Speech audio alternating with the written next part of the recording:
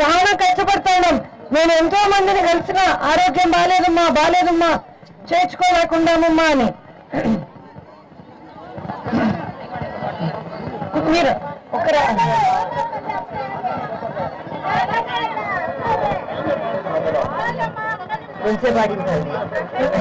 జగనన్న వస్తే ఏం చెప్పినారు? ఆరోగ్యశ్రీ కింద 1000 రూపాయలకు మించి ఏం ఖర్చు అయినా సరే ఆరోగ్యానికి ప్రభుత్వమే భరిస్తుంది. ఆరోగ్యశ్రీ కార్డు మనం ఉత్త ఆంధ్ర రాష్ట్రంలో కాదు, కర్ణాటకకు పో, తమిళనాడుకు పో, మహారాష్ట్రకు పో, అంటే బెంగళూరులో చూపించుకో, మెడ్రాస్ లో చూపించుకో, ముంబైలో చూపించుకో, ఎక్కడ చూపించుకున్నా మనకు 1000 రూపాయల పైన ఏం ఖర్చు అయినా ప్రభుత్వమే భరిస్తుంది ఆరోగ్యశ్రీ కింద.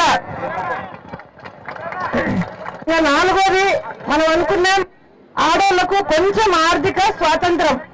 మనం ప్రతిదానికి ఇంకొకరిని డబ్బులు అడగకుండా మనకు మన స్వాతంత్రం ఉంటే బాగుంటుంది అనుకుంటాం కదా, అవునా కదమ్మా?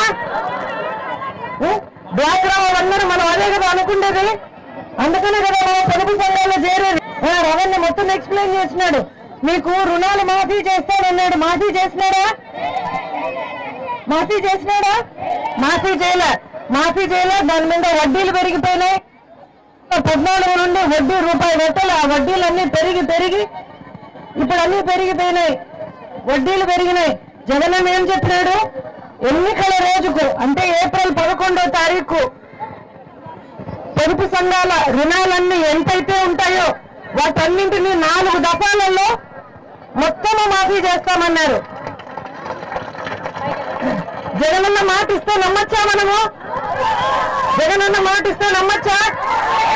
చంద్రబాబు మాట నమ్మచ్చా? నమ్మకూడదు, నమ్మలేము. మోసం చేస్తే